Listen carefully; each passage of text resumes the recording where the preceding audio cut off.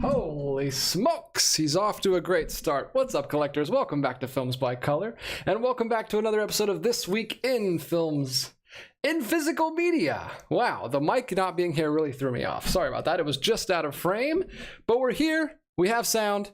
Everything is good. Hopefully you guys can hear me now. We are here to talk about all the Blu-ray and 4K releases that are dropping this week, starting tomorrow on Blues Day, Tuesday. And we've got a good number of things to talk about this week. Not too much, not too crazy of a week, but these are my favorite weeks because we just get to talk. We can take our time a little bit, talk a little bit more about each release, and I got plenty of time to talk to you guys in the live chat. We shoot this show every Monday night at 9 p.m. Eastern Standard Time with a live chat, a live YouTube audience, and I love talking to you guys down there. So bring the questions tonight, bring all the topics of conversation, and we'll talk as much as you guys want to tonight. We do have a few things to get through, including some big things coming out on 4K for the first time, and we've got another Criterion release, we've got some Warner Archive stuff to talk about, and of course, as always, Kino Lorber is dropping a bunch of good stuff. But anyway, let's go ahead and see who's here in the chat, and we'll get rolling. We've already got over 20 people here. Welcome. Let's see who's here. Jeffrey Patron, I saw very early. Dan Stan is here. Beetlejuice is here. Rydia704, which is a name I don't immediately recognize. I don't read that one too often. Says Zavi UK are releasing a new 4K steelbook for Interstellar, Inception, and Nightmare on Elm Street. No art as of yet. Well, thank you for that. I love when you guys share news with me, because I never know what's coming out. That'd be another show I'd like to start someday, would be to actually keep up with news ahead of time. But for right now, the best I can do is keep up with stuff the week it comes out. So this is good for now. And Jeffrey says, what did Jeffrey say earlier? He says, this is something that I never have followed very closely in the past, but I dig tuning into these live streams for that. Hope everyone is having an all right day or night so far. Well, thanks, Jeffrey. I appreciate that. This is something I've never followed really either until I started this series, so I really enjoy doing it with you guys. So thanks for popping in every week, Jeffrey. We got CG Anime Fan here as well. Kevin House, always here. Internet User is here. Sam Fett, all the classic folks are here today. Connor Nielsen's here. Joshua Lebure. Tomorrow is Floating Weeds Day. What the heck does that mean? I don't even know what that means. Right over my head. You're gonna have to explain that reference to me. Let me see.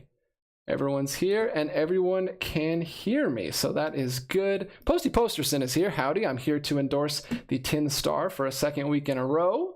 Thank you for always joining us, Posty. And then Doug Waddell. Hi, I'm relatively new to your channel. Well, thank you for popping in. I'm glad to have you here. Let's go ahead and jump over to the other screen and we'll start knocking out these releases. And then I will come back to you guys and talk to you guys in the chat. I'm not going to forget about you, I promise. So let's switch over here.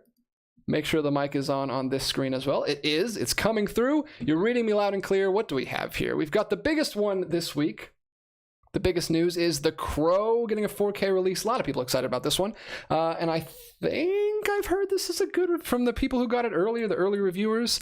Those bastards get those early reviews, get those review copies. Maybe someday. Someday that would be great. But for now, I'll have to pay for what I can with my very limited movie budget. But yes, I've heard that this is a good transfer from all accounts. But here we go. The Crow 4K 30th anniversary edition. It's crazy. This movie's 30 years old. 1994. I was the small age of 2 years old, so I definitely did not see this in the theater. Look at this slipcover, though. Very nice, very sleek, sexy black slipcover we've got there.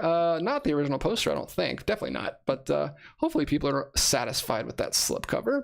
It is a just 4K and digital version, and it's $25. I know there's a steelbook for this as well. I think it might be sold out already. I think I heard somewhere that it's already sold out. So we'll look at that in a second if there's any reason to. But this is the, look at that. Wow, look at that. It's got 5 stars, 5 out of 5 for the transfer, and 4.5 for the audio. So apparently a really good looking transfer. And this is, like I said, you get the 4K disc and the 4K digital. But there you go. Everyone knows what The Crow is. Pretty popular movie at this point anyway, cult classic. And here we go is the steelbook that I mentioned. the Crow 4K Steelbook, also 30th anniversary edition, and it's also a 4K disc and 4K digital. This is put out by Paramount Pictures. We'll look at the overview photo here. Very small resolution photo, but you can see everything there. It's got a slip cover, not a translucent slip cover, well, partially translucent. It looks like you can see through the Crow and see Eric right there behind it, but on the front, it's a full, on the spine and like the back, everything, full slip cover. This is very cool. I wish I had actually purchased this. If this is actually out of print, I wish I had got this ahead of time. It doesn't look like it's a Lionsgate. No, it's Paramount. Paramount Pictures putting out steelbooks. Very nice, very cool release. Hopefully, let me know in the chat if you guys know if that is out of print, because I might like to get my hands on that. Any other releases from the Crow? Yes, we also have another 4K steelbook for the Crow. Is this just a standard? Holy smokes. This picture, on the other hand, is gigantic, so I'm not going to be able to get it all in the shot. But another 4K steelbook for the Crow. This is crazy. Why do we have so many different versions of this?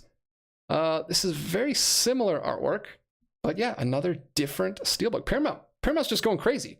They're just like, let's just release as many versions as possible.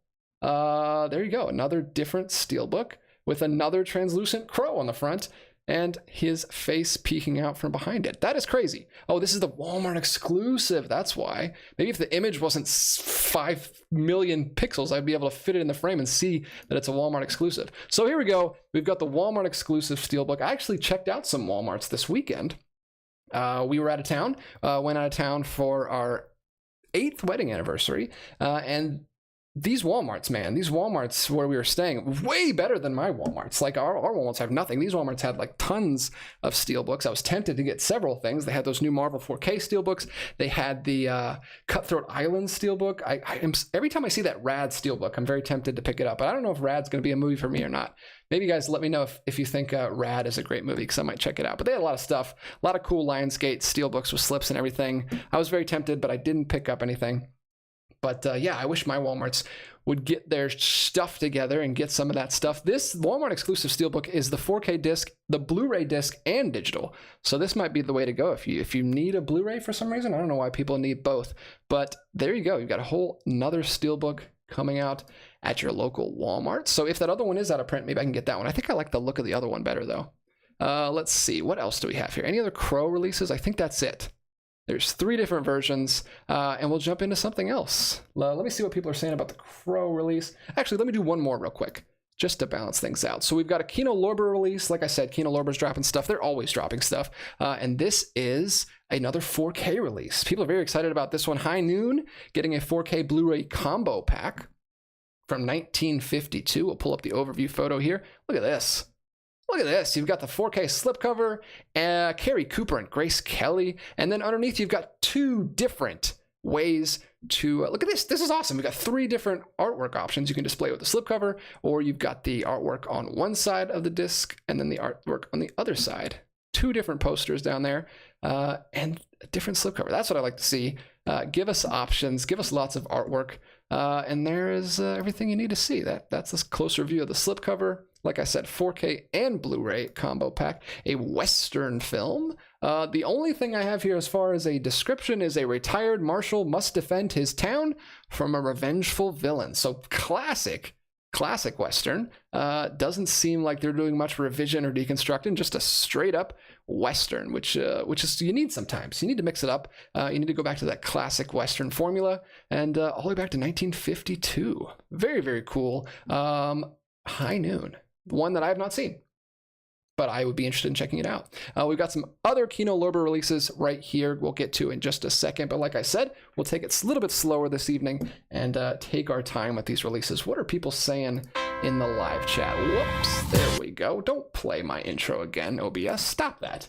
Let's see. Who else is here?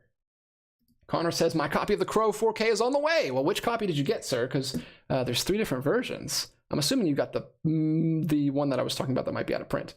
Brian Hadsell, excuse me. Can't wait to get that shiny new Blu-ray of Scooby-Doo on Zombie Island, aka the best Scooby-Doo movie. We will get to that in a second, sir. I'm very excited about that myself. Dan's Den the Crow, one of those movies marred in real-life tragedy that still honks. Is that a new slang term that I'm not aware of, or is that a typo? Still honks. Kevin House, I also want to pick up Floating Weeds, which I've never seen. Gotcha. Now I know what that guy was talking about before. Floating Weeds is coming out from Criterion, and we will get to that one in just a minute. Ethan Edwards says, Rad isn't all that rad, so maybe I don't need to pick that one up. I don't need to be enticed by the beautiful steelbook on that one. Internet user says, High Noon, really solid film. It looks pretty cool. It sounds interesting. From the little bit I got there, I kind of want to check that one out myself. Dan's Den, Gary Cooper's birthday is tomorrow, coincidentally. Was just doing a write-up of him. Oh, well, cool. Look at that. Let me know if you ever turn that into a video. Posty Posterson says, High Noon is my favorite Quaker-based Western. Interesting. That sounds like a Netflix category I'd be all into, the Quaker-based Western category. Joshua LeBure, Rad is one of my all-time favorite movies, but probably because I raced BMX as a kid, and that was my first favorite movie. Haha, I don't think it's objectively good movie. Hey, we all have those. I mean, you're looking to a guy that's bought sidekicks multiple times. And I didn't race BMX, but I loved booking my bike around the trailer park when I was a little kid. Had the pegs on the front and the back, had a mongoose, half black, half yellow. I was learning how to do what is it, an Indy? What is it where you do it's not a wheelie, it's the reverse, where your back tire comes up. Tried that one time, first time I tried it, but I was going downhill, unfortunately, so I stuck my foot in the front tire to stop me, and instead of my wheel just coming up a little bit, I flew over the handlebars and the bike flew up behind me and landed on my back. It was not the best, not my best moment, but it was pretty cool. It was pretty rad, if I do say so myself. CJ, anime fan, I still need to see The Crow. It looks like an intense but well-made film. Yeah, well, don't tell anyone, but I also still need to see The Crow. I haven't seen it either. I mean, what am I talking out here? Dan's Den, High Noon was the movie that made that trope popular. People like John Wayne attacked it at the time for being leftist nonsense because the lead man wasn't tough. Ooh. Well, then, yeah, I might have to check that out. That's pretty interesting. Pretty interesting. That's the reason I love. So it is a little bit different. It is a little bit revisionist. It sounds like it's maybe not as classic as I was expecting it from that description. Let's see. Michael Smith. John Wayne was offered High Noon, but hated the storyline. He and Howard Hawks agreed and made Rio Bravo instead. Okay, so we got a couple different takes. A lot of people know a lot more about High Noon than I do. Maybe you guys should have your own YouTube show. What the heck am I doing here? Let's see. Anybody else? No takers? All right, I'm gonna go back. I'm gonna retreat to the second screen. Here we go. We've already talked about The Crow, and we've already talked about High Noon. Next is Joysticks. This is MVD Rewind Collection, which, like I've said before, I have never picked up an MVD release. There's a couple that I've been tempted to in the past, but I've never picked up one. This is a film called Joysticks, just a Blu-ray release from 1983. R-rated comedy, like a little sex comedy from 1983. Look at this. That is a huge arcade system. It's like the size of 3 people. This guy's having a great time. I don't know if you'll have as great of a time as this guy watching the movie, but maybe you'll have that goofy looking grin on your face. I don't know if this is funny. I don't know if it was funny, and I don't know if it still will be funny today. It might not hold up, but I do know when a top local businessman and his 2 bumbling nephews try to shut down the town's only video arcade, arcade employees and patrons fight back. Look at this, fighting against the man. Look at this jerk. This guy's trying to close down their only video arcade. What a schmuck. There we go. Lovely ladies here. I'm sure they're having fun in the film as well. Joysticks, maybe another one that I should see, maybe not. I don't know. You guys will have to let me know below. 1983 comedy. Joysticks. And also from MVD, we've got, I'm going to jump ahead to it here because another comedy from MVD, and a parody film, it looks like, 1978. This is actually not even a full film. It's only 13 minutes long, which is crazy that we're getting this whole slip-covered release for a 13-minute film. Maybe there's some other short films also in the collection on this disc, but it's Hardware Wars. Clearly some kind of Star Wars parody, although the Tin Man is also here, and some kind of Muppet creature on Hans's shoulder. I guess that's supposed to be Chewie. Wow, so a Star Wars parody. that has the Tin Man as C-3PO and a vacuum cleaner as C-3PO. I have not seen this, but it came out. I mean, it's topical. It was just May the 4th. Hope you guys had a great May the 4th. Hope you guys got to make it out to a theater and watch one of the Star Wars movies getting re-released. I saw a couple theaters near me showing Episode 1 and Episode 4. Actually, we went to the movies this weekend and we saw, what did we watch? We watched the Fall Guy. Is it the Fall Guy? Yeah, Fall Guy.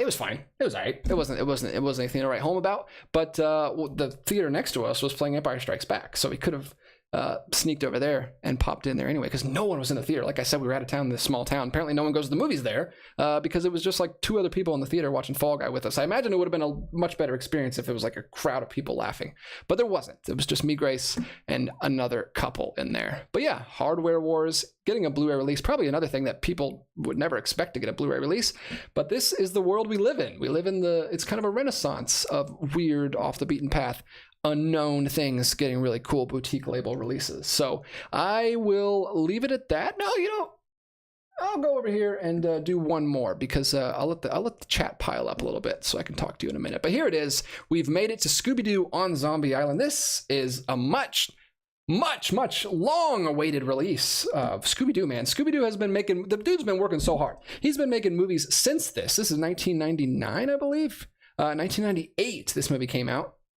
And he's had like a movie out every year since then. So many Scooby-Doo movies, and nothing. I've got a couple of them on Blu-ray. I think like Monster of Mexico has a Blu-ray. Aloha Scooby-Doo has a Blu-ray. I think Loch Ness Monster has a Blu-ray, and I think Legend of the Vampire has a Blu-ray. But other than that, like, the reason I know so much about this is because me and my brother used to collect Scooby-Doo before I moved out of the house, and he kept the collection when I left. He got custody of it, but he still kept going with it, and he collects all the Scooby-Doo movies. He has this massive collection, and they just stopped making Blu-rays. They don't make Blu-rays, and the most egregious thing was they never had Blu-rays for the originals, the best. Like he had such a good run here in the beginning. Zombie Island, Witch's Ghost, Alien Invaders, and then you got Cyber Chase. Those four right there, no Blu-rays. Maybe Cyber Chase had a Blu-ray, but the first 3, the trilogy, the main trilogy that everybody loves, no Blu-rays for them. And we're finally getting it. And what do? They slap a dumb remake, or this horrible sequel, this like decades later sequel,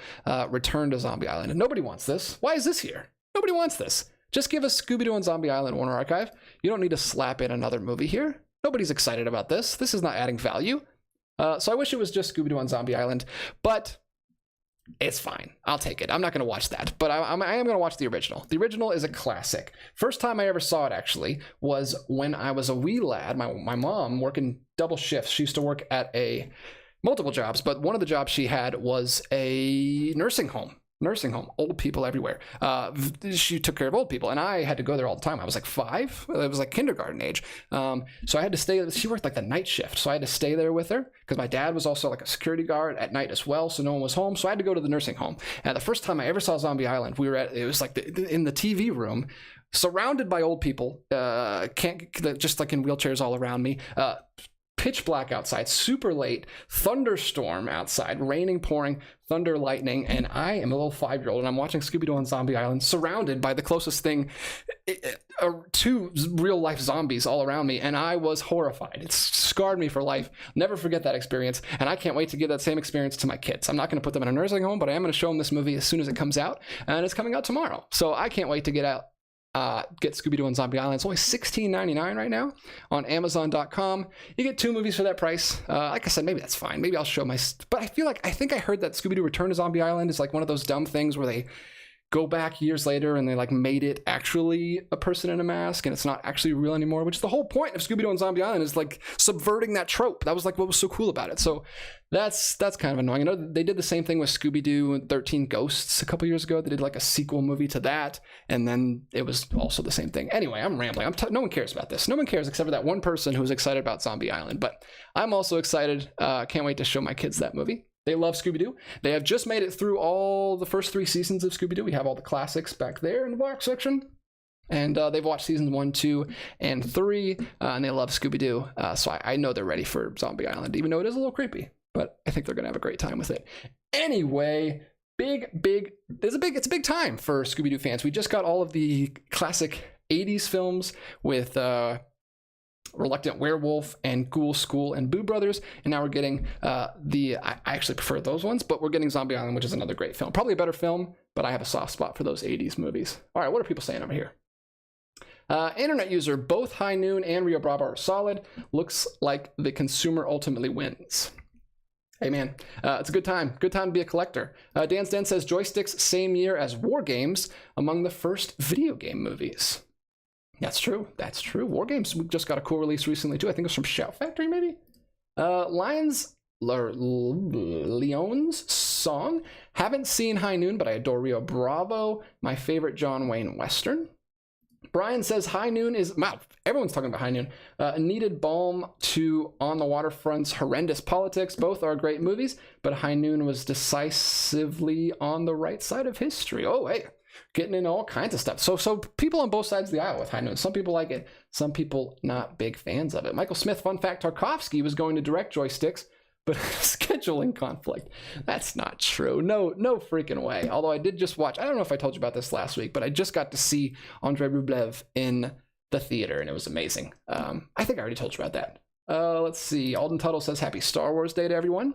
Alden Tuttle also says, I showed all the movies for free at my business and did 3 videos. Oh, I'm assuming you're talking about the Star Wars movies. That's pretty cool. What business do you have? I'd like to know about that. Dan's Den says, Return to Zombie Island, one of the most disappointing movie experiences of all time. He didn't say that, but I added it because I agree with him. Ethan Edwards says, I have never seen a single Scooby-Doo movie or TV show in my entire life. Same with Star Trek. Well, it's fine. You can keep not watching Star Trek, but you gotta start watching Scooby-Doo, man. What are you doing? What are you doing? You're missing out. CG anime fan, Scooby-Doo on Zombie Island is a great, memorable Scooby-Doo film. I haven't seen the sequel, but I haven't heard anything good about it. Same. I also haven't seen it, so I guess I can't really say anything. But yeah, I've heard from other Scooby-Doo fans that it's kind of a waste of time. Internet user, which catchphrase do you prefer? Jinkies, Jeepers, Zoinks, or Ruh-oh?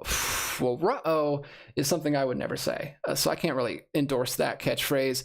Jinkies, Jeepers, or Zoinks? Jeepers.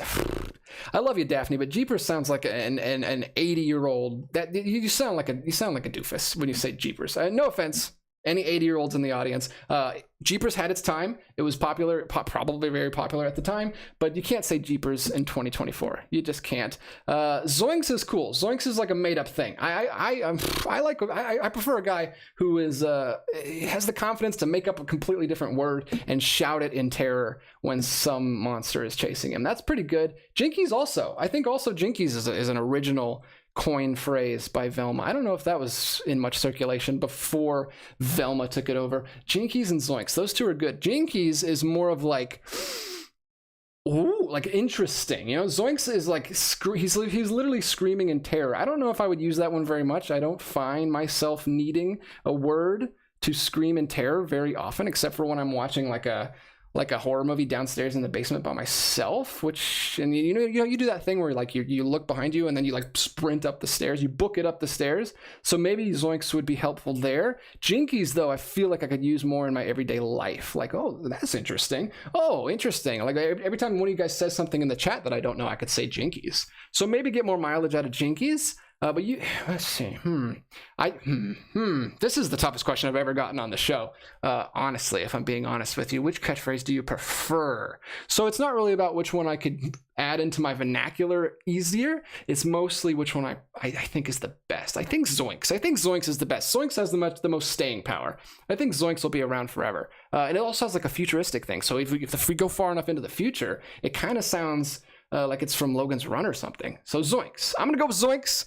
Zoinks, final answer. Thank you for the question, internet user. Very, very good. You get a no prize. Michael Smith, DJ, did you OD on sugar today? LOL, slow down, dude. We aren't going anywhere. We'll see. I've got plenty of time to fill because we don't have many movies to talk about today. So I have plenty of time. No, actually, we went bowling with the kids today. So I took some coffee right when we got home and it was pretty late. So I might be up late tonight, but that's fine because I've got a video to finish editing and then I'll post that video tomorrow. So it'll work out for you in the end. It'll benefit everyone. But yeah, sorry, man. I'm fine. I'm feeling good. I didn't eat any sugar. but I did eat a Philly cheesesteak at the bowling alley. Becky Hadsell. Oh, two Hadsells here. We got a couple of Hadsells. We got a Brian and a Becky. I love Scooby-Doo on Zombie Island, and my 3-year-old loves Scooby-Doo, so can't wait. I'm in the same boat. I have a 3-year-old daughter. She also loves Scooby-Doo. I have a 5-year-old son. He also loves Scooby-Doo. My son's sister, my daughter, her favorite episode is the clown episode. You know the clown episode who escapes from the circus and hypnotizes people? She really likes that one. I think my son, I don't know, my son doesn't really prefer, he doesn't get hooked on certain things. He just likes to watch all of it. So I don't think he has a favorite episode yet. What else do we got here? Alden Tuttle, I'm so excited you asked. I own an ice cream business, and it's really exhausting, but also really cool. I show movies here all the time. Oh, sweet. An ice cream business where you show movies. That's actually really cool. Are you a cone man or a bowl man? You got to be a cone man. Ice cream without a cone is like a hot dog without a bun. Ridiculous. Don't give me a bowl of ice cream. That's so unsatisfying. It's just like liquidy slop. I need it in a cone. A cone completes the whole, completes the whole experience. You got to have a cone at the end. You got to have something to work towards, something to reward you at the end. A little crunch. Kevin House says, God zooks, we can't say Jeepers anymore. You can say it. You're grandfathered in. If you've been saying it since back in the day, you can still use it. Timothy Kandra, have you seen All That Jazz? I saw that you and Grace are doing Musical May and was curious if you have seen that. It's excellent. I have not seen it yet, but it is on Grace's list to get through this month. Speaking of, I just mentioned it earlier. I have already almost finished editing our video. We did a Musical May video, a kickoff video that I actually shot last Monday or Tuesday. But like I said, we went out of town all weekend, so I haven't had time to edit it. Just edited it before this stream, and I'll get that up tomorrow. That's kind of our kickoff video where we go over our watch list. We each brought like 9 or 10 movies that we want to get to this month. We've already checked off Gentlemen Prefer Blondes and An American in Paris, and All That Jazz is on her list. I don't know much about it except that it's in the Criterion Collection, and I do want to get to it eventually. So I'm glad she put it on the list, and we're going to try to watch it this month. So stay tuned. That is on the list. I'm very excited to see that. I know that's universally beloved on Letterboxd and everywhere else. Everyone loves that movie. Let's see. I'm gonna jump back here. Is there anything else that people are saying? All right, I'm gonna jump back. We'll get back to you guys in just a second here. I've got to get back to these. I'm rambling too much tonight. Sorry about all the personal anecdotes, but I really mean that about those ice cream cones. Fletch is getting a release from Kino Lorber. Fletch is getting a Blu-ray release from Kino Lorber. 1985, the original Fletch. We'll take a look at the overview here. Look at this. Meet the only guy who changes his identity more often than his underwear. Look at this. He kind of reminds me of like a David Banner situation from the Hulk show from the 1970s. Changes his name in every movie, or in every episode, excuse me. This is a nice little 98-minute comedy from 1985. I don't know how the Fletch movies hold up. You guys will have to let me know. But yeah, he's an undercover newspaper columnist with a penchant for donning various disguises and identities to get a story. And he's on the trail of a drug ring. Good old drug ring. Can't go wrong with a good old-fashioned drug ring plot. And then just a couple years later, 1989, Kino Lorber is also releasing Fletch Lives, which is the sequel. When there's more trouble than one man can handle, there's more than one man for the job. Look at that. That's a cool cover. I like the artwork on that one. Cool that these are getting releases. And it also has a slipcover. Both of these have slipcovers, even though they are not 4K releases. But Blu-ray is pretty good. Blu-ray is solid for comedies from the 80s. I hope people are excited about those ones. That one looks it looks like it has a mystery plot to that one. A murder plot. So that's pretty cool. If you're a big Chevy Chase fan, I know a lot of people are. We've got both of those coming out on Blu-ray from Kino Lorber. And then we already talked about these two releases here. Another Warner Archive release. I'm surprised how far down the Criterion release is, but we'll get to it in a minute here. Warner Archive is releasing The Mask of Fu Manchu, 1932 horror sci-fi adventure film starring Boris Karloff. Look at that. Boris Karloff. Now, this is a Metro-Goldwyn-Mayer film. I just recently was at Half Price Books a couple weekends ago, and I saw a 2-pack from Kino Lorber. Kino Lorber has a double feature of 2 Fu Manchu films from a little bit earlier than this. I think they're early sound films, like the 29, 30 era. And I don't know how this is related to those films, but this is a Warner Archive production. Maybe it's just the same character. Maybe it's not even related at all. I'm not sure. But I almost picked up that release. I was interested in it just based on the description on the back, and that it was 2 films for a pretty good price, especially like used at Half Price Books. But I did not pick it up, and I have never seen one of the films in this series. But there you go. That's a nice, short 68-minute 32 film. Very interesting. I'm always interested in 30s films. That's an era that I really like, especially that kind of horror sci-fi stuff from that period. So there you go. The Mask of Fu Manchu is coming out. Then we've got a release from Arrow and Criterion coming right up.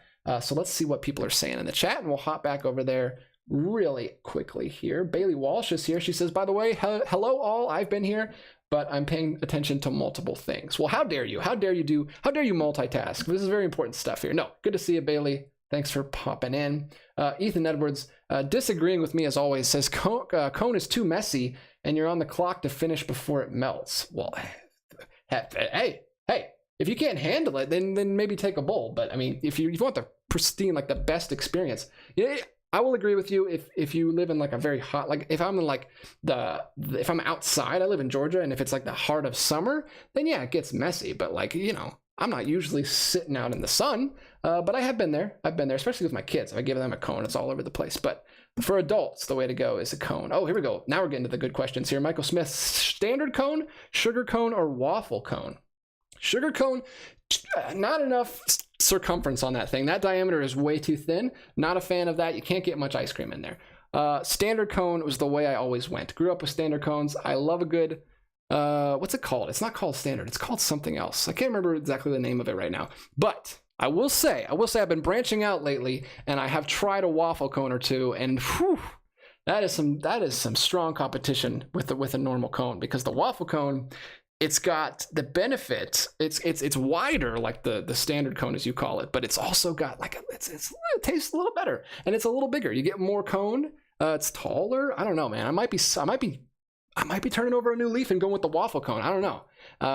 It's also softer as I get, as I'm getting up in years. I'm almost an old man. Standard cone, as you call it, it can hurt sometimes. You get it on the wrong angle. That thing is sturdy and it can poke a gum or two. But waffle cone is like softer, but you still get a crisp, but it's softer, and it doesn't have those little pokey edges. So I might have to go waffle cone. I don't know. We'll see. Things are changing all the time. I'm never going to learn this person's name. Leones song? I'm going to say it a different time every way. I'm going to say it a different way every time. I'll always choose a waffle cone over ice cream in a bowl, but if there's no waffle cone, then I'll see. Here we go. This is the same dilemma that I'm in. Yeah, waffle cone's great. I agree. Back to Brian Hatzel. Camp Scare is a great recent Scooby-Doo movie. Basically a Hanna-Barbera riff on Friday the 13th. Plus, it's also on Blu-ray. I have heard of that one. That Camp Scare is the one that I stopped at. Camp Scare is the first performance of Matthew Lillard as Shaggy after the tragic death of Casey Kasem, who voiced Shaggy for like 70 years. It's insane. He was incredible, and I think at the time that was like the end of an era, and I didn't start Camp Scare, and then I haven't seen any of the ones after that. They kept going for a long time after that. But I couldn't get on board with Matthew Lillard. Although I love Matthew Lillard, he's a great Shaggy. But yeah, that's just where I stopped watching Scooby-Doo movies. But like I said, my brother went on, and he has all those. So maybe I'll catch up with those. I'll use my kids as an excuse to finally get back into those. Let's see. What else are people saying? John Malahai. There was a solid Fletch movie in 2022 with John Hamm. Confess Fletch, recommended. I've heard bits and pieces of that. I have not seen that one, but I've heard about it. John Hamm. What a guy. What a guy. I mean, he's handsome, incredible actor, hilarious. If you haven't seen him on Curb Your Enthusiasm, he's great. I'd like to see him in a Fletch movie. 123 Rock fan, going through my watch list, and it's been a huge week of movies for me. Shawshank, Apollo 13, Schindler's List, Dead Poet Society, The Abyss, Usual Suspects, Before Sunrise, Gladiator, and Braveheart. Wow, you are all over the place, my friend. That is a huge list. I mean, Sunrise all the way back at the beginning, then you got newer stuff like Gladiator and Braveheart. Awesome. I'm glad you're getting stuff done, getting stuff checked off the list. I, however, am not, and I need to get back to work because I am falling behind.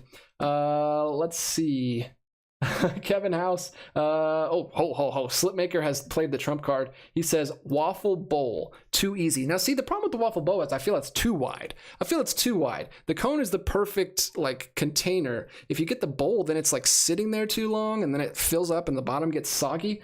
I don't know. That's just my having not experienced I've never done it. I'm not brave enough to try the waffle bowl, but the waffle cone is good. Maybe I'll have to try it someday. Maybe Slipmaker's onto something. I wouldn't think that would be. I think that's too much. That's like eating soup out of a bread bowl, man. Kevin House, there is a lot of waffling going on with this ice cream debate.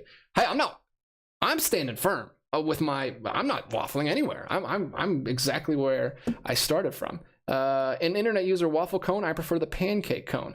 Now that would be very soggy. That would be terrible. That would not be good at all. Bailey Walsh, I'm really into historical costuming, and today is the Met Gala. My wife is upstairs in the bath watching that right now, Bailey. So I'm catching up on the looks during the stream. No worries. No worries at all. Like I said, my wife's doing the same thing upstairs. Jeffrey Patron, that John Hamm, he's hamtastic as Fletch. Oh, so Jeffrey's also seen the John Hamm version. Oh, cool. Well, 2 endorsements for that film. Let's see.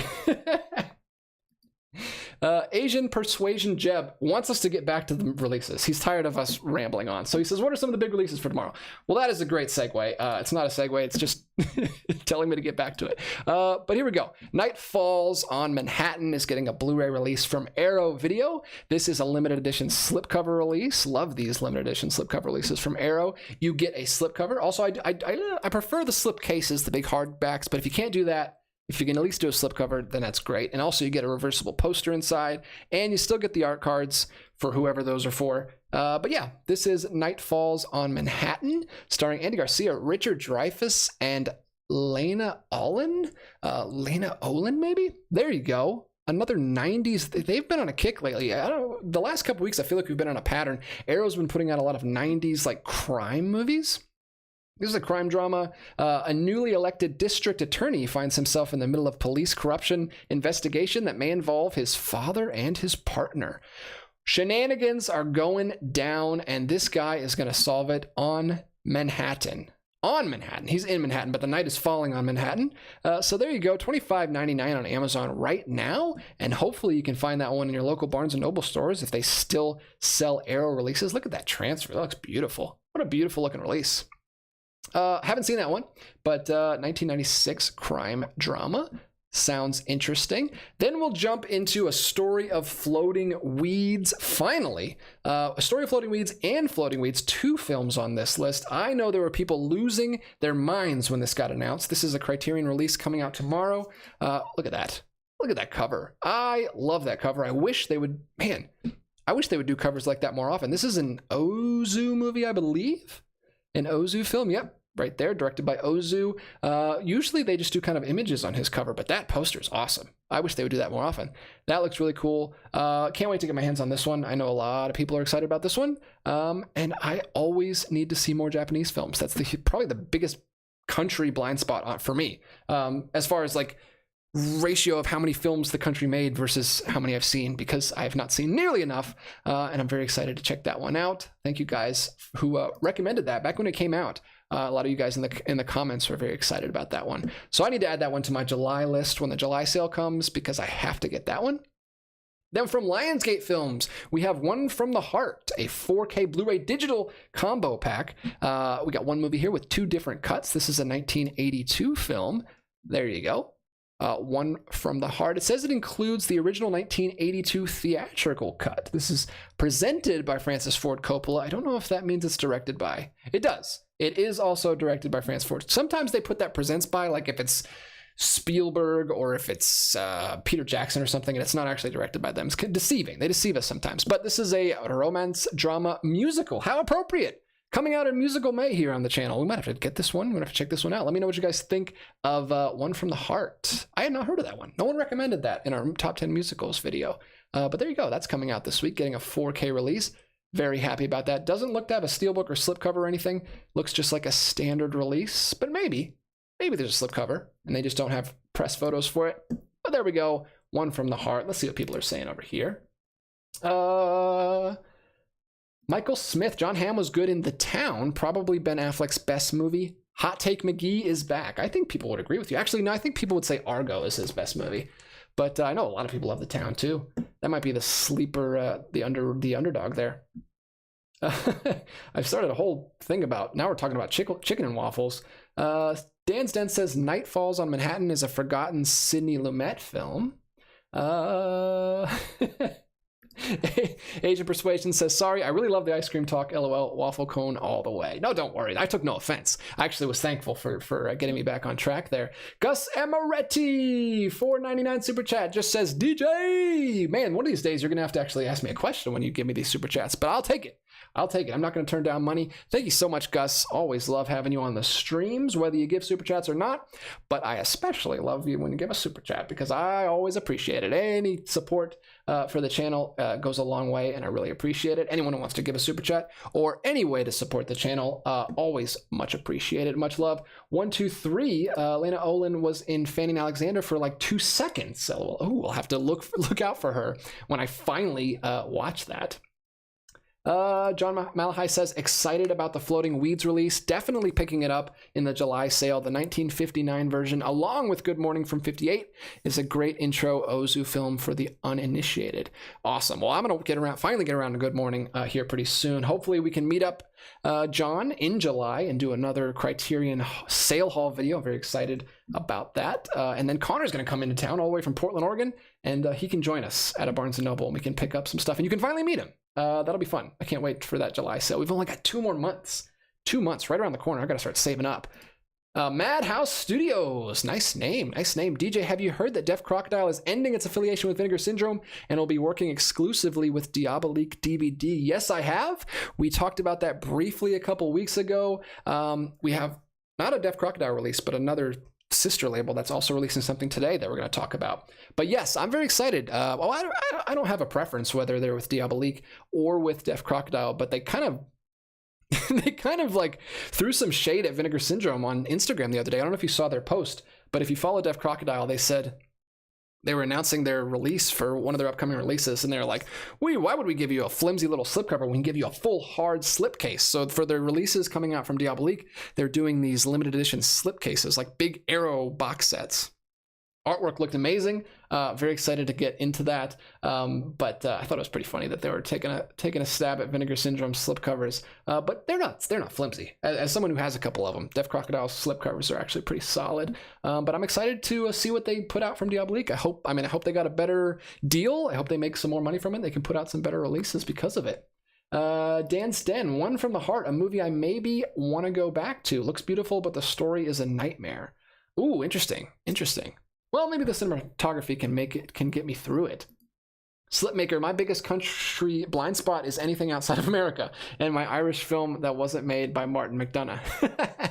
Hey, well, branch out, man. That was me 2 or 3 years ago. I'd seen nothing, but I highly recommend French films. I'm a huge French film fan now, but like I said, a couple years ago I wasn't, but I really latched on to French films for some reason. 123 Rock fan, Ozu's movies are a bit too understated for my taste. Interesting. I'm interested to see how his stuff plays with me. Like I said, I'm excited to check those out. Ethan Edwards says, nearly killed Coppola's career and bank account. Oh man, so maybe that musical's not that fun. What's a show or movie you can't find but want to own? Loved a show called Journeyman when it came out forever ago, but I can't find anywhere, not even on streaming. Whew, that is a great question and a great video topic idea, but maybe not one that I could think of right off the top of my head. That's tough. A movie that I love that I want to own. I've talked about it before, but there is a Scarlet Letter adaptation from Shostrom that is a silent film that I really, really enjoyed on TCM that doesn't even have a DVD release. It's a crying shame because it's really, really good. But there's a couple other stuff. Most of it is from that like silent era period, but I know there's lots of stuff even from I could give you a laundry list of stuff that I want to own that I can't own that does exist, but it's like super limited and costs like $1 bazillion on eBay that I can't buy. I still want the Vinegar Syndrome beautiful box set release of Beastmaster. Is it Beastmaster? Is that what it's called? But I'm not going to pay $150 for for that movie, even though it is a beautiful box set. There's a couple other things. I still want that Second Sight release of Picnic at Hanging Rock. It's beautiful, but it's also like $150 on eBay. So there's a lot of stuff that does have releases that are just completely sold out that I can't get my hands on. I got a lot of I guess I could do that kind of video too. That'd be a cool video. Maybe nobody would care. But like a Holy Grail type video. There's another one is the big Decalogue box set from Arrow Academy that I really want to get my hands on. But that's crazy expensive, $250, $300 these days. So I don't think I'm ever going to get my hands on those, but I would love to get those. Brian says, I've been working through Ozu's filmography for Asian American Pacific Islander Heritage Month. I didn't realize just how many silent movies he made. Yeah, he actually has 2 box sets in the Eclipse collection from Criterion. They've got a silent family comedy section, and they've got a silent drama collection as well. He's got two Eclipse series with 3 films in each, and they're all 6 silent films. So he was big, man. He worked a lot. And I would love to get into him. Internet user, speaking of Coppola on 4K, The Conversation is getting a release from Studio Canal. I recommend it. I saw that coming up. I think that's actually coming up soon. Or maybe I just saw it on one of the news channels. But yeah, lots of stuff coming out lately, and lots of questions in the chat here that I'm having trouble keeping up with. So I'll jump back and do a couple releases, and then I'll talk to you guys for a little bit longer. All right, here we go. Already talked about The Crow. Let's get back to Warner Archive. We've got 2 more releases from Warner Archive. The first one is 1969's The Rain People, obviously from Warner Bros. Wow, what is this? What the heck is this about? It's a drama. Having discovered that she is pregnant, Natalie Ravenna, a Long Island housewife, panics and leaves home to see if she might just possibly have been something different out of herself. If she can manage to unshackle her grocery list worth of responsibilities that add up to a life with a husband she loves.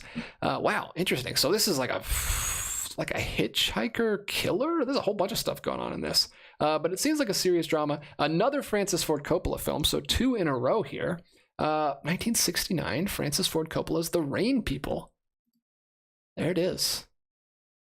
That's a really cool cover, actually. I like the poster. I don't like the white space around it. That looks kind of weird, but the poster's cool. You got the little silhouettes there poking through with the rain coming down.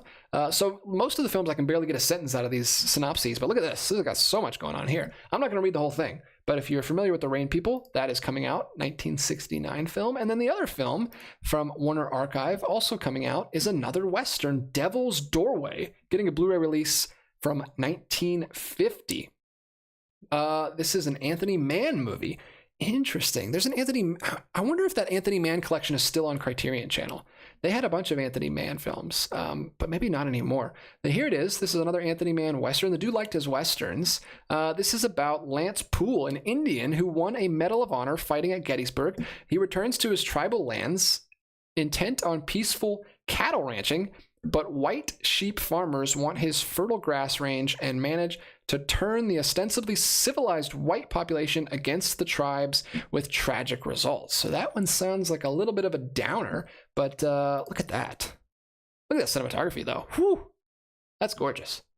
That is beautiful. So yeah, that sounds really cool. Anthony Mann, coming out from Warner Archive. Warner Archive is one of the best boutique labels, just for consistency and diversity. They've got so much stuff coming out. I have a ton of stuff from them. I don't know if you can see it back there in the black section, but they have all the same spines. Love their stuff. I'm very happy they're still putting out stuff. And here's the other one. These two are like these two are the underdogs of the boutique. They're not flashy, but they put out so much stuff. This is Kino Lorber putting out another 4K restoration. It's just a Blu-ray release, but it is a 4K restoration of a 1947 film noir called Secret Beyond the Door. Look at that. Look at that. Beautiful artwork right there.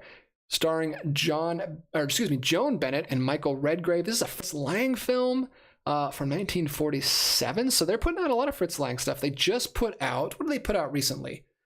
Scarlet Street. They just put out Scarlet Street. Now they're putting out Secret Beyond the Door. I've got the Fritz Lang box set back there of his silent films, but these are his later sound films. He did a lot of film noir stuff after, post sound era, which is very cool. Very cool that Kino Lorber's putting all these out. I missed out on the Scarlet Street release. That was a 4K. I might have to pick that one up and maybe grab this one too. Because Paul, the guy who I inherited some of his collection, was a big Fritz Lang fan, big film noir fan, so he had a lot of Fritz Lang stuff. So I've got most of his filmography. I just need to pick up some of his later stuff that Kino Lorber's putting out. So that's very cool. We'll jump to one more Kino Lorber release here, because we've been talking about these since they started them. This is Monk. They've been doing one season each month, and this is season 6. All however many episodes season 6 is 640 minutes. And there's the overview. same type deal. You just got like promotional photo there, and then you've got the slipcover right there. Nothing to write home about there, but it is cool that we're getting these on Blu-ray. That's awesome. And then the fact that we're getting a slipcover with them is really cool. This is a beloved film. I never saw this show when it was on TV, but I did watch Psych, which is apparently just kind of a ripoff of this. But yeah, there you go. You've got the Monk TV series season 6 coming out. If you've been keeping up with those, don't forget to grab that one. $32 for a full season of television is not bad at all, especially on Blu-ray. Very, very cool that Kino Lorber's keeping up with those. And then we've got a few more here. Let me go ahead and throw out the last MVD release. We already talked about joysticks. We already talked about Hardware Wars. Here we go. Sabotage is the third one from MVD that's coming out this week in 1990. Another movie from 1996. Here we go. I'll show you the front of that. Starring a lot of people that I don't know, but it's the dark heart of black operations beats to a secret agenda. So we got like a interesting, like a black ops film here. A little crime, like military film. I don't actually know. A former special ops service agent plays an intricate game of chess involving several federal agencies. Queen takes Pond. There you go. A little action thriller movie there from 1996 called Sabotage. MVD really filling in the gaps of the obscure movies across film history. I'm glad they're doing what they're doing, and I'm glad they've stayed in business this long. Let's see what else people... Look at this. Look at this. Gosh, I can't keep up with this. So many comments in the stream. Thank you guys so much for the engagement tonight. Very, very thankful for all of you guys who are here. Let's see. Let me just jump in somewhere in the middle. Rain People... people forget that Coppola made several movies before The Godfather. Yeah, apparently these ones aren't as beloved, at least by you guys in the chat. Michael Smith, DJ, speaking of that Decalogue set from Arrow, I finally got that a couple years ago, but as you said, it was about $200. Whoo! I'd be actually happy to find it for $200. It's not even going that low these days. Huge fan, so I bit the bullet. Man, I'm going to have to do that eventually, but I want to watch some of them first. I haven't seen them yet. I feel like those movies are something I'm going to love. They sound like something I would really get into. So someday I'll own that box set. Someday. I can't drop $250 right now, though. Bailey Walsh, I watched Rain People on the Criterion channel last year and thought it was great. I wasn't familiar with it before. Oh, cool. Yeah, Criterion is great for having all those, like...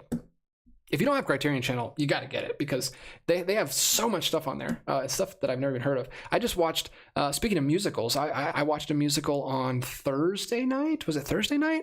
Weird musical with puppets. It was like three different shorts, most of them starring puppets and Meryl Streep. It was apparently by an artist, like a famous artist. I think it's an early 2000s movie. Like kind of creepy, unsettling, weird, but I loved it. It was actually really fun, really cool. If you haven't, what is it called? It's called the Music of Regret. If you have Criterion channel right now, go check out the Music of Regret. It's like 40 minutes, 3 different shorts, all musical and all bizarre and weird. It's great. Ethan Edwards, you like Jimmy Stewart? He worked with Man as much as any director. Yeah, that's the set I was talking about. So they had a collection on Criterion channel. Don't know if it's still there, but they had a collection for a while called Anthony Mann and Jimmy Stewart. It was like a collection of their collaboration films, and I watched Winchester 47 in that collection and really, really liked it. And I wanted to watch more of them, but I never got around to it because there's just so much to watch. Dan Stan, Fritz Lang, and Joan Bennett's third movie together. Still need to see. Yeah, me too. Nikita Markosyan. Wow, Markosyan. I'm sorry if I'm butchering that. You should check out the Russian post-Soviet film Brother from 1997. Truly a modern classic. So it's just called Brother from 1997. I do need to check that out because Russia is another place that I have not seen near enough films from. So thanks for the recommendation, and thanks for popping into the stream. Really appreciate you joining us. Posty Posterson, Secret Beyond the Door is like a trashier version of Hitchcock's Rebecca. It rocks. I love Fritz Lang's mid-40s run. Scarlet Street is in my Letterboxd top 4. Scarlet Street was great. We watched that just a couple months ago, right before the 4K got announced. It was very, very cool. Especially watching that right after watching M for the first time last year. Let's see. 123 Rock Fan just says Matrix and Candyman. I don't know. Maybe he was talking to someone else in the chat. but I don't know what that means. Maybe it's a riddle. Jeffrey Patron, interesting mix of movies tonight as always. As many have noted, I'm rather excited for the July Criterion sale. Got to pick up Purple Noon at least, maybe a whole medley of Dylan. Yeah, I saw that you watched Purple Moon recently on Letterboxd, and I think you loved it. I think you gave it 5 stars. That's one that I've wanted to check out for a while, and you actually put it back on my radar, so I need to finally get around to that one. Let me know how the Criterion release is if you get it this July. 123 Rock fan, been collecting Criterion for years. I've been losing my hearing, not too major, and now I realized that they don't have the subtitle function on their main menus. Do you think that's a bit weird?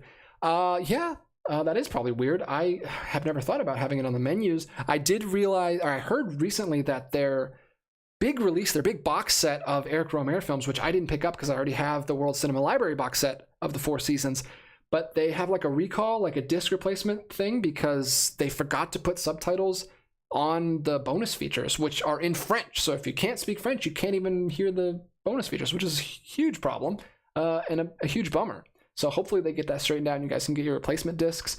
And if I ever eventually pick that box set up, hopefully I'll get a newer one that has the replacement discs already in it. But yeah, that's a huge problem. I hope they straighten that out for you, buddy. That should not get past quality control. Kevin House, Winchester 73. Oh, did I say? I think I said the wrong year. You should check out the Man Stewart Western, The Naked Spur. That's another one. I've heard of that one. I think that was his like second highest rated one after Winchester 73. I think that's in my watch list on Letterboxd as well. Nikita, also unpopular opinion, but the Lone Ranger reboot was not that bad, and people be hating too much on it. I've heard actually good things about that. I didn't see it, honestly. It didn't intrigue me enough to watch it, but I've heard from people that do like that film. So sorry you feel like you're the only one that likes it, but I know there's people out there that do. Whoa, Bailey Walsh, Purple Noon is my favorite film, all caps, high praise. That's crazy. Now correct me if I'm wrong, isn't Purple Noon Technicolor film? I feel like that was in the Technicolor playlist on Criterion Channel when I was skimming through that. I love me some Technicolor films. We just watched Gentlemen Prefer Blondes. Holy crap. I love Technicolor. Why did we ever stop? Why did we stop? The friggin' 70s, man. They killed color in film. The Technicolor era was so cool. Ethan Edwards, Alain Delon in Purple Noon is like John Hamm. He's too damn handsome. It's aggravating. Yeah, I haven't even seen the film, but just from the poster on Letterboxd, I can say what you mean. Jeffrey Patron, I gotta say, I'm captivated by that Tom Ripley guy. Purple Noon, The American Friend, and The Talented Mr. Ripley. Gus says, which Criterion set needs replacement discs? I heard that it was the Eric Rohmer Tales of the Four Seasons. That's what I heard. I think Elliot did a video about it. Elliot Cohen, awesome channel. I hope you guys are following him because he's great. And he did a video about that. So that's where I get my news. Hopefully I'm not spreading misinformation, but I got it from him. Let's see what else. Kevin House, DJ, have the Criterion Purple Noon release, and it's well worth getting. So is Criterion's Les Samurai with Delon. Oh, the same guy. Interesting. It also is really good. That's coming out soon. I think that's getting a 4K upgrade. Let's see. Oh, he's the guy from La Piscine, Gus says. Thank you for that, because I have seen La Piscine, and I loved that film, and he's great in that as well. Interesting. So you guys have to tell me, is Purple Noon a French movie? Because La Piscine is French. I guess you could do an American movie too if you wanted to. But I know La Piscine and I think Les Samurai are also French movies. So maybe Purple Noon is another French movie. If that's the case, I definitely need to check it out because I love French movies. All right, let's get back. We're too far off the rails here. What else is coming out this week? I mean, Addams Family 1 and 2 is getting a combo pack if anyone wants that. Shout Factory Kids is releasing that. There you go. There's the... Oh, what happened? What happened? Here we go. Slip. There we go. Look at that. That's the slipcover. A 1 and 2 double feature.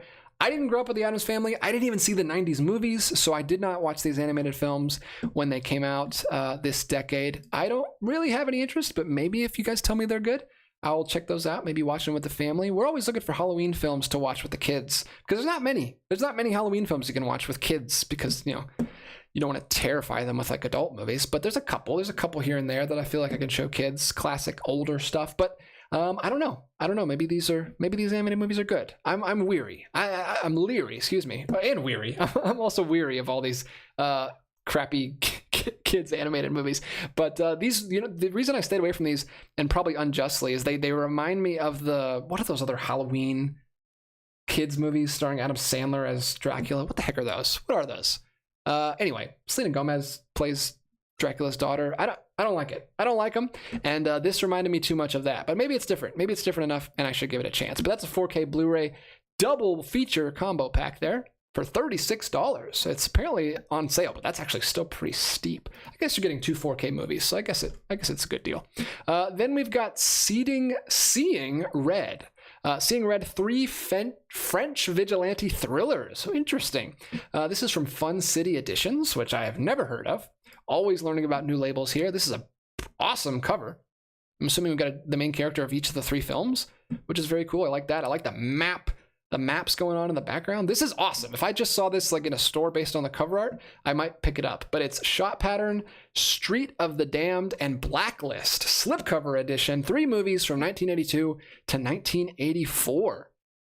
3 different directors, so not a series, not a trilogy, not connected in any way, but other than just genre. These are just like French vigilante thrillers. These are awesome. These actually look really cool. What is this? No synopsis, but there you go. Wow. I might have to look more into that one. That looks cool. Vigilantes is, close to kind of superhero stuff, which I'm a big fan of, or used to be anyway. And I like to see some of those classic roots, 80s vigilante films. That's super cool. I don't know anything about that label. I'm gonna have to look into that label later because that's a really cool slipcover. I wonder if that's related to Vinegar Syndrome in any way, or Deaf Crocodile. There's another, we'll talk about it in a second here. I won't get ahead of myself. But we've got Shadow Zone from Full Moon Features, which is a sci-fi horror film from 1990. It looks like a very, very independent underground sci-fi horror film based on that cover. But if you've been waiting for that film to get a Blu-ray release, it's coming out right now. What the heck is this about? After someone is killed in the subterranean project called Shadow Zone, a NASA captain is called in to investigate. In the project, sleeping subjects are induced into deep EDS state whereby they become portals to a parallel universe. Unfortunately, this causes adverse reactions in the subject, and something gets through the portal, the consequence of which is an attrition problem.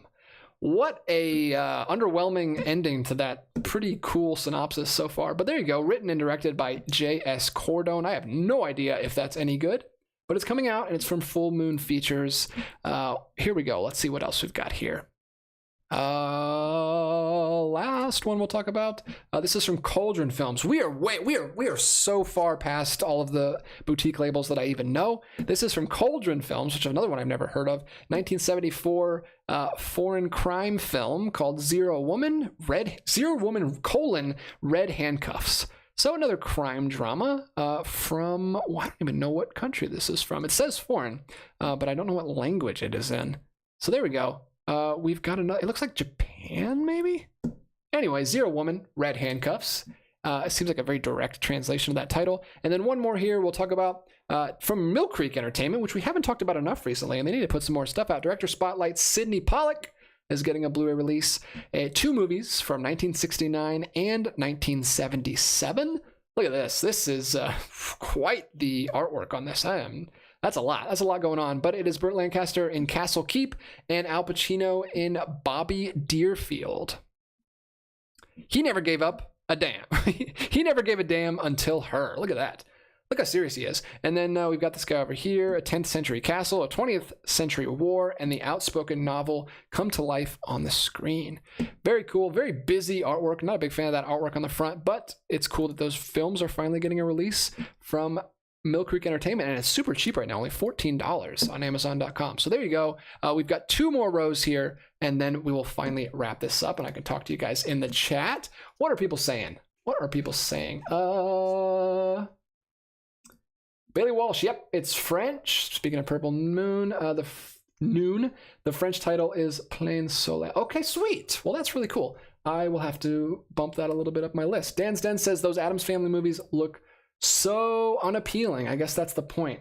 Yeah, I was never a big fan of the art style either, but maybe they're okay. I don't know. Let's see. And he says Hotel Transylvania. That's what I was talking about. Thank you. Thank you for reminding me. I could not, for the life of me, remember what those are. Michael Smith, DJ, you might want to check out Elevator to the Gallows on Criterion. I have that. I have it. right over there. That's one of the ones that came to me through Paul's collection. Yes, I will check that out. That's another film noir. Heard great things about that one. Very cool cover art on that, but I haven't checked it out yet. Thanks for the recommendation. Nikita, have you seen the Spanish animated film Unicorn Wars? If not, I really recommend it. I loved it so much that I own it on Blu-ray. Fascinating. No, I have not seen Unicorn Wars, but I will add that to the list as well. Thanks for all the great recommendations tonight, Nikita. Speaking of musicals, after I watched, what was that? After I watched The Music of Regret, I really wanted to watch, and I'm never going to remember the name of it. There is a animated Canadian, I believe. It's like, I don't know. It's like from Canada, but it's like a Czech animation film. It's like stop motion. It's about all these animals in like a supermarket. There's like stop motion fish and rats. It's the weirdest thing I've ever seen. It's a musical. It's not in English. I think it might be in French Canadian. I don't actually know much about it. I watched it a long time ago on the Criterion Channel. I was trying to find it. It's no longer on the Criterion Channel. I have to find the name of that and put it in the description or something, because it's really cool and I loved it a lot. And I was bummed that it wasn't on the channel because I wanted to watch it. So I'm gonna have to find it. There's this really like super independent release from G Kids. That's something about. This is a horrible recommendation.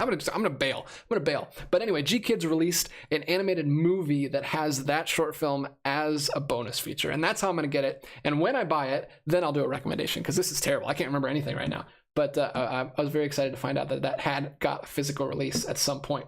Kyle Hartman is here. They got early copy of The Crow 4K, Dune 2 4K, and Fletch Lives Blu-ray, American Sniper 4K, Killer Clowns from Outer Space Steelbook as well. How are you getting all this stuff so early, man? I guess you pre-ordered all this stuff. That's awesome. Congratulations. That's very cool. Cabin House, Seconds, Michael Smith's recommendation of Elevator to the Gallows. It features a really interesting Miles Davis score. Awesome. I love very cool scores. Dan's Den says Zero Woman is Japan. Okay, that's what I thought. And then one more here from 123 Rock Fan. DJ, have you checked out I Know Where I'm Going by Powell and Pressburger? It's a comedy drama with some eerie undertones. I have not checked out that one yet. The only Powell and Pressburger films I've seen are Red Shoes, Black Narcissus, and Matter of Life and Death. Saw all three of those. Loved all three of them. Beautiful films. Speaking of Technicolor, good grief. Especially Matter of Life and Death. Incredible. Also, that's not, is that what it's called? I think I might be confusing it with The Life and Death of Colonel Blimp. Anyway, another Powell and Pressburger film that I'm going to watch this week is A Tale of Hoffman, which is a musical film, and that is on our list for this month to get through. We talked about it in the video that I will be getting up tomorrow, but yeah, very, very excited to check out Tale of Hoffman. All right, let's finish up these releases and then get back to it, because my voice and my mind are leaving me. What else do we have here? Bad CGI Gator. So this is a 2023 film. Bad CGI Gator is getting a Blu-ray release from Full Moon Features. Again, Full Moon Features coming in here at the rear. Spring Break, terror rendered too cheaply. So this is one of those like, kind of like Sharknado, but even more so. Like they're telling you that it's a horrible CGI gator. I think I've seen like the VFX guys on YouTube react to this movie, and I don't know. It's kind of fun, I guess, if you're into that kind of thing. But yeah, it's just standard monster horror movie, but they intentionally use a really crappy CGI model for their gator. She is Conan, Altered Innocence. This is what I was talking about. So Altered Innocence is, I don't know what their relation is to Deaf Crocodile. Maybe they're, because I think they're also releasing this on Diabolique, but Altered Innocence is another sub-label that used to be on Vinegar Syndrome that I almost bought some stuff from because they were selling them out. They're like selling out all their stuff because they're no longer part of Vinegar Syndrome.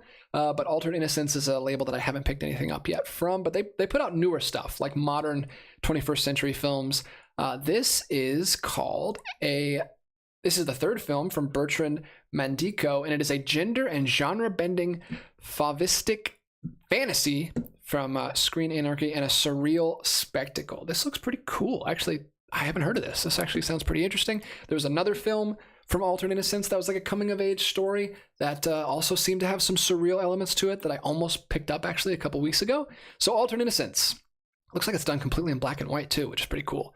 That's a label I need to look more into. If they're as good as Deaf Crocodile with their releases, then I will be very interested to check them out. Let me know if you've picked up anything from Altered Innocence, guys, in the chat. The Secret is getting a Blu-ray release. This is Severin Films, who we talked about just a couple weeks ago. They've been putting out a lot of stuff lately. Another 90s film, 1991 horror film called The Secret. Let's look at the cover of that one. Look at this. Look at this. What is this? Some kind of albatross, buzzard, vulture-looking creature. And there's a bunny over here. What else? What else? This is like a I Spy book. We got a flaming car in the background. We've got a like a alt-rock band album art right there in the middle, and some kind of fan-looking thing from Willy Wonka and the Chocolate Factory. But there you go. You got a Dario Argento Presents. Is he directing that? No. See, that's what I was talking about earlier. He's not presenting it. He is presenting it. He's not directing it. It's directed by someone else. But there you go. He's presenting it. Another horror film. You know what you're getting with Severin. Severin puts out kind of a, the same kind of stuff. And speaking of Severin, they're also putting out a 4K restoration on Blu-ray of The Church. There it is. There's the cover. Another looks very similar, actually, to the last cover. Is this the same? Oh, same director. That's why. So two films from this director, Michel Sauvé, and they have similar. I like that little logo there. That's pretty cool. What do we got? What's this about? A church is built in medieval times on top of a pile of dead bodies. Come on, why are you doing? What are you doing? You got to build it right on top of the dead bodies that were considered possessed. Hundreds of years later, a young librarian unleashes the evil within by removing a rock in the catacombs. Rookie mistake, rookie mistake. A series of events occur. Meanwhile, everybody seems different. Oh, everyone's got spirits in them. Father Gus, not Father Gus, the only one not possessed, must save the city from becoming a pandemonium. A pandemonium? Is that a noun? I thought pandemonium was an adjective. He must find the... Well, I thought it was a noun, but I didn't know you could use it as a... Anyway, he must find the ancient secret of the church so it can crumble to pieces. So he has to destroy the church that was built on the dead bodies. Why is it always built on the dead body? Why is it that ghosts, who seemingly can fly anywhere they want to in the world, always hang around right on the place that they were buried? I would think that would be the last place I would want to hang out after I died. But I don't know. I guess that's what you do. I guess that's just the trope of being a ghost. There you go. A Church. The Church from the same director. Severin Films. Sounds like a hoot. Sounds like a hoot. You got a priest, Father Gus, taking out people possessed by ghosts. There we go. We've got another Floating Weeds. Same thing. This is just a Blu-ray release. It's getting a 4K and Blu-ray, I believe. Yeah, this is just the standard Blu-ray edition. And then what else? A couple more here. High Noon also getting a standard Blu-ray edition, but we already talked about the 4K. And the last one here, She is Conan. This is why they must have gone with Deaf Crocodile and parted ways with Vinegar Syndrome, because She is Conan, this is the limited edition slipcover release of the movie we just talked about. And there's the slipcover, which looks very different from the standard edition cover. But look, here it is. Diabolique DVD exclusive. So they also parted ways with Vinegar Syndrome, and they're going over to Diabolique DVD, which hopefully that's good. Hopefully they're going to put out some good stuff in the future. Like I said, all of their stuff is on sale right now on Vinegar Syndrome. If you go to the Vinegar Syndrome website, all of the Altered Innocence and all of the Deaf Crocodile titles that they still have are like super marked down to like $20 right now, because they're trying to get rid of all the stock because they can't sell it anymore. So if you're interested in any of those releases, maybe check those out. Looks like She is Conan is going to be the first release from Altered Innocence after their parted ways with Vinegar Syndrome, and exclusively through Diabolique DVD. So if you want that release, which I'm kind of interested in, I might have to look more into it. It's only available on diaboliquedvd.com. I guess that's the website. I don't know for sure. I've never bought anything from there, but I'm gonna have to check it out because that seems interesting. All right, we've done it. We've made it through everything. My voice held out, and my mind is somewhat still intact. What else we got going on here? Yes, Kevin House, Matter of Life and Death's USA title is Stairway to Heaven. It can be confusing. Yeah, I like that Criterion put the original title on there. Although maybe you guys can clear something up for me. This is a question I had. How come sometimes Criterion uses the English title and sometimes they use the original title? Like if you look at the Jacques Demy box set, all of the Jacques Demy movies are the English titles except for the last one, A Room for Rent, or whatever it's called. Like the last one is in French, but all the other ones are in English. What is their rhyme or reason for that? Is there any rhyme or reason, or they just, I don't know what they're doing. I need clarification on that. Ethan Edwards, Tales of Hoffman is a favorite of Scorsese, which isn't surprising, but it's also a favorite of George Romero, the director of Night of the Living Dead, which is surprising. Interesting. Now, I'm very excited to get that. We just got that I think it was last year. Maybe it was 2 years ago. No, it was 2 years ago now, because that was when we were still in our last house. But they upgraded it to Blu-ray finally, and I picked it up, and I'm very excited to check it out. I popped it in for a little bit right after I bought it, and it looked awesome, beautiful, but I wasn't able to finish it, and then we just haven't got around to it. So I'm going to watch it this month finally in Musical May. Bailey Walsh says Tales of Hoffman is based on the opera by Offenbach, adapted from 3 stories by E.T.A. Hoffman. Also wrote the OG Nutcracker and Mouse King. Just fun facts, LOL. Well, thank you for the fun facts. I always appreciate them. Like I said, I'm going to be watching that this month, so it'll be good to have some of that background going into it. Joshua LeBert, The Sect may be my least favorite movie-going experience of the year so far. Wow. Just of this year? I haven't seen that many things. The only things I've seen this year are Dune 2 and The Fall Guy. So I guess The Fall Guy would be my least favorite movie-going experience this far. But apparently you really did not like The Sect. Thank you, Posty Posterson, for telling me how to pronounce Suave is how you pronounce that name. The Church. See that Argento is a producer. Yeah.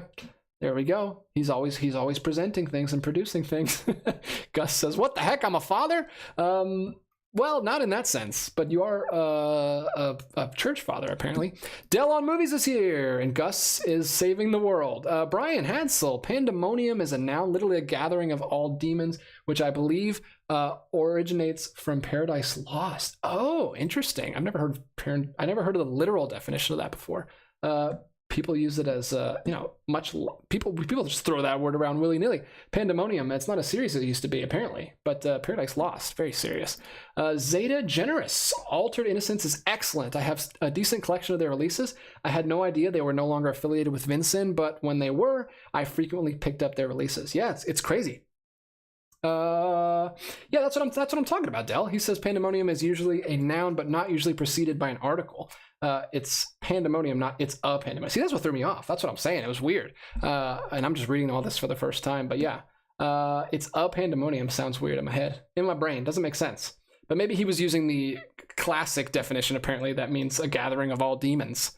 Dale says my copy of the Crow Steelbook arrived today. Awesome. That's really cool. Some other people said they got it early as well. My copy of this Steelbook from Disney Movie Club that I did not want but forgot to cancel, and they sent it to me anyway, is here. And this is, what is this? I think this is Falcon and Winter Soldier, which I don't want and I didn't mean to buy. And I'm going to put this on eBay tonight or tomorrow and sell it immediately and hopefully get my money back because I did not want to get that. Also, speaking of Vinegar Syndrome, I also have this sitting here, which I'm very, very excited about. This is the newest release from the Cinematograph line, Touch, which finally came in the mail. Like I said, we went out of town this weekend, and I came back, and this package was here.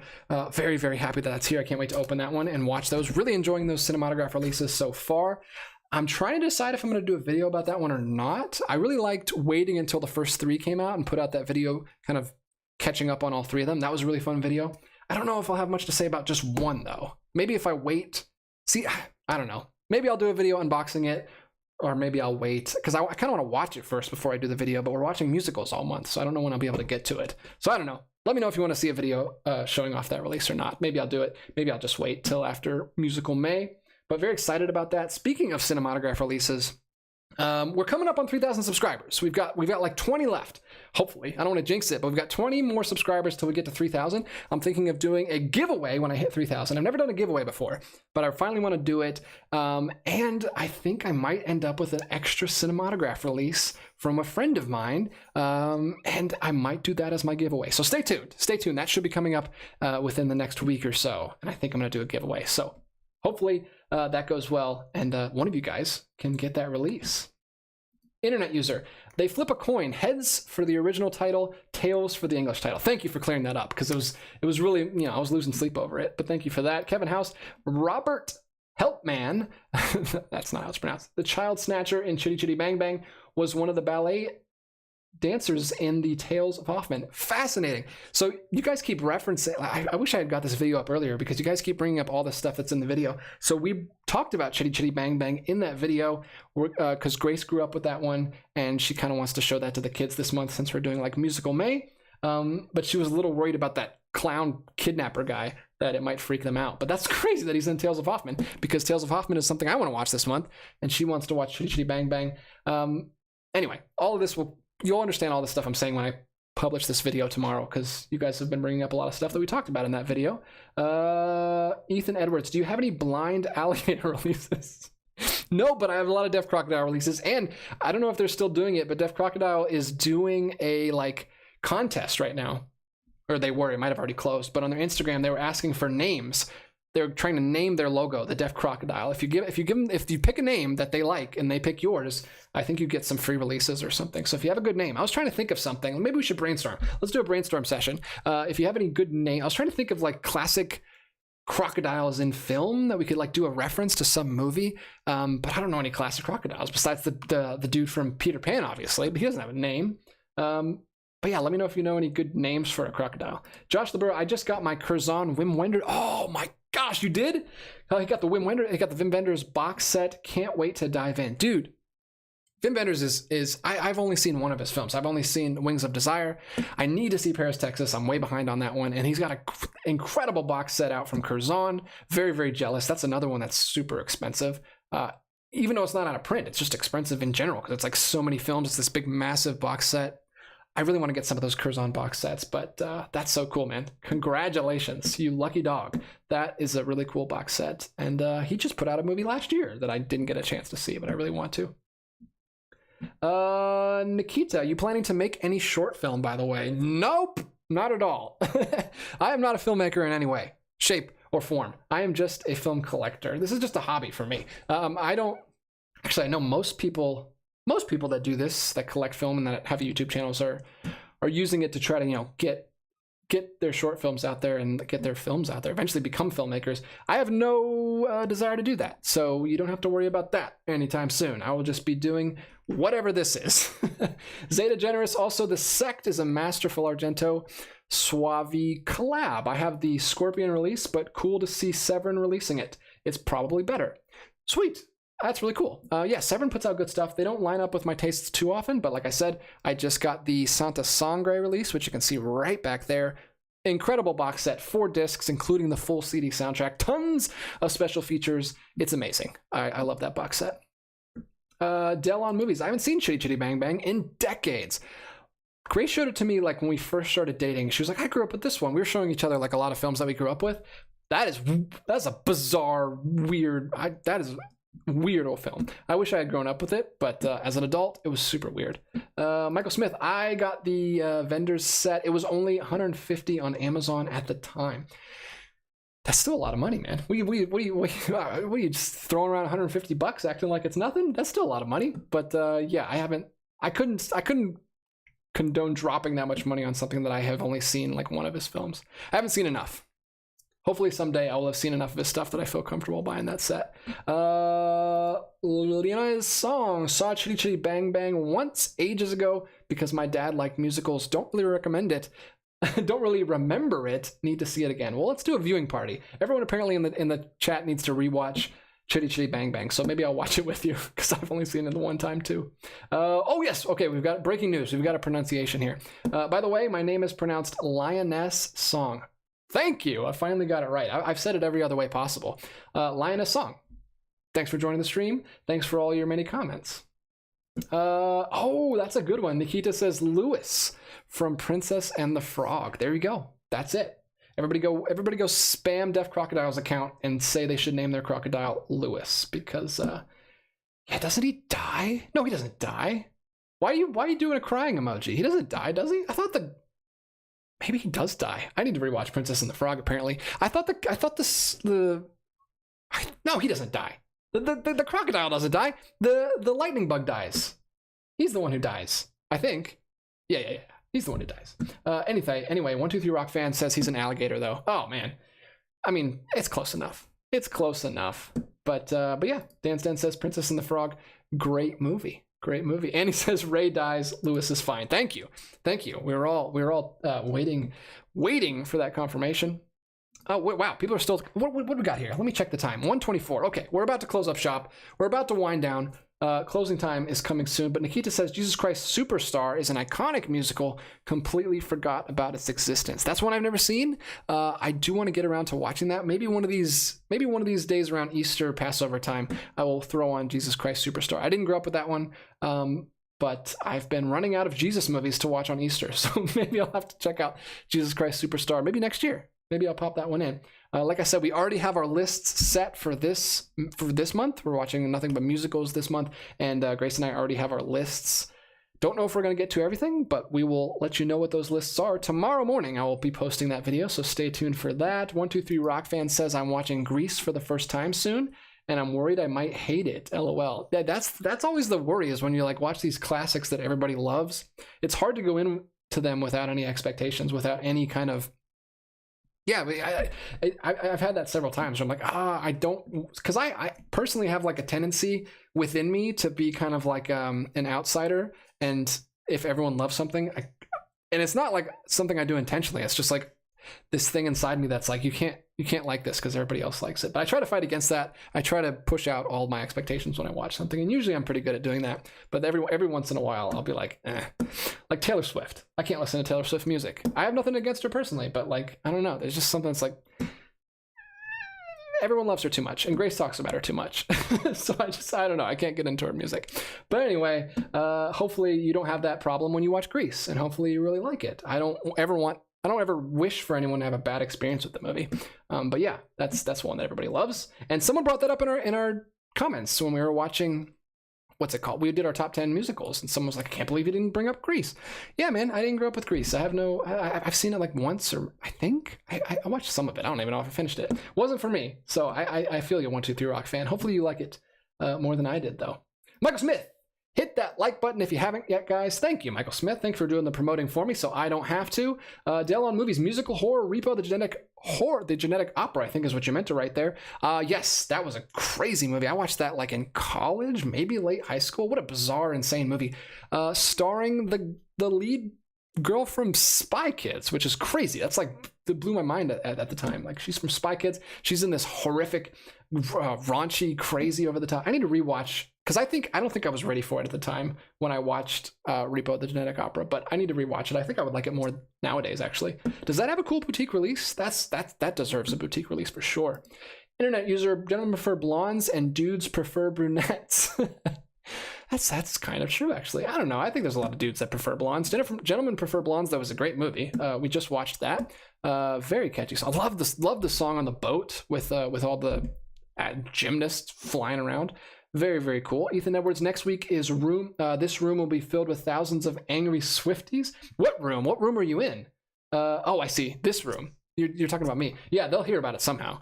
Even though no one knows who I am or what this channel is. But yeah, they find out when you diss Sarah. I'm not saying anything bad against her. I just can't get into it. I don't relate. Like, she just writes songs about breakups, and I've never had a breakup, so I don't relate to your songs, Taylor Swift. Sorry.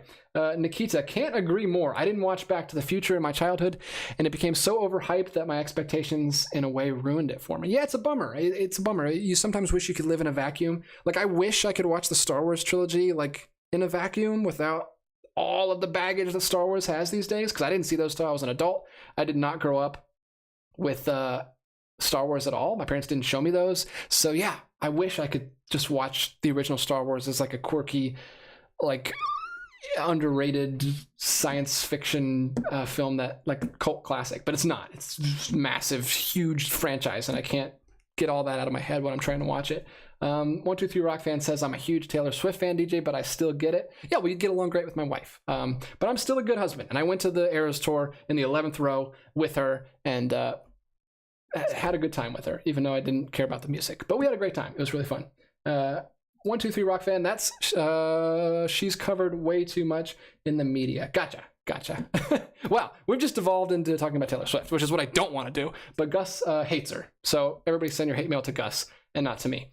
Dell on Movies, if I don't know if Repo has a boutique release, but it is a Lionsgate movie, so maybe it'll get a snazzy steelbook. I hope so, with like a clear slipcase that slides off and like reveals something. That'd be awesome. Make it happen, Lionsgate. Team up with Walmart, your new buddy Walmart, where you're putting out all these crazy steelbooks, and give us a Repo. That would be the perfect excuse for me to rewatch it. Would be if it got like a little snazzy Lionsgate steelbook. Interesting. interesting. I'm gonna have to rewatch that. I know a friend of mine that really likes that movie, and I think he watched it recently.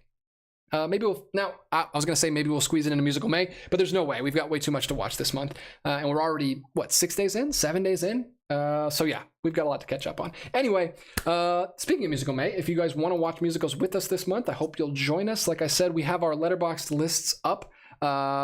Of our top 10 musicals, and we've already made a Letterboxd list of our watch list that we're going to go through. I'll make that public tomorrow when I release the video, and you guys can maybe watch along with us if you have any interest. We are mostly just trying to check off classic musicals that we've never seen, and I'm trying to use it to check off some Criterion releases that I have that I've never gotten around to watching. So I will be talking about that tomorrow on the video. Please tune in for that. Really appreciate it if you guys want to watch that. Let's see, closing up, last closing comments. If anyone has anything else, we're closing up shop here. We're losing people left and right. Kevin House, Citizen Kane is a great film, but a lot of people are disappointed when they first see it. I could see that. You really gotta kind of temper your expectations when you're going into that one. Ethan Edwards, if you're just joining us, DJ, the host thinks Taylor Swift is talentless. There we go. There he goes, taking me out of context again. I said nothing of the kind. I said she's not for me. Anyway, no one's joining us just now. Everyone's leaving. We're wrapping up shop. Thank you guys for tuning in this week. Really cool release. I think if I was going to pick some favorites from this week that I'm going to look more into, it would definitely be The Crow, which I want to get a 4K copy of that. Maybe one of the Steelbooks. Obviously, I'm going to get Scooby-Doo on Zombie Island. I went off on a whole tangent of that. If you missed that at the beginning, make sure you go back and check that part out. And then I think the other one that I'm interested in, obviously, I'm going to get Floating Weeds when that one comes out. I want to get as much Ozu as I can. And as far as one that I'm going to look into, She Is Conan from Altered Innocence. That one looked really interesting to me. I love surreal fantasy films, and that one looks kind of dark and twisted and weird and creepy. So I think that sounds good. So pretty solid month. Solid week, excuse me. Also, Seeing Red, that 3-pack of French vigilante films, look pretty cool. So really solid week. A lot of good stuff coming out this week. Thank you guys so much for joining me. We are right at an hour and a half, so it worked out perfectly. Thank you guys so much for all the conversation in the chat. You really kept me busy this evening. I love it when you guys are active. Gives me a lot to talk about. And thank you guys for the great questions. We went all over the place this evening, from Taylor Swift to Scooby-Doo to ice cream cones. Everyone's saying goodbye. Thank you guys so much. 123 Rock fan, Dell on movies, Lioness Song. Got it right. Last week's show is the only reason why I knew about Andor being out on physical, so it was nice to get to join live today. Thank you. That makes me so happy that I'm actually of some use to some people. So stay tuned for a video about the newest cinematograph release, Touch, for another musical video tomorrow. And go to my eBay page if you want to buy Falcon and the Winter Soldier Steelbook on 4K, because that's where it's going. It's going to be new and sealed. I'm not even going to open it. Anyway, thank you guys so much for joining me. I had a blast tonight. Really fun show. And I will talk to you guys later. But until next time, keep collecting. And I'll be back with another video real soon.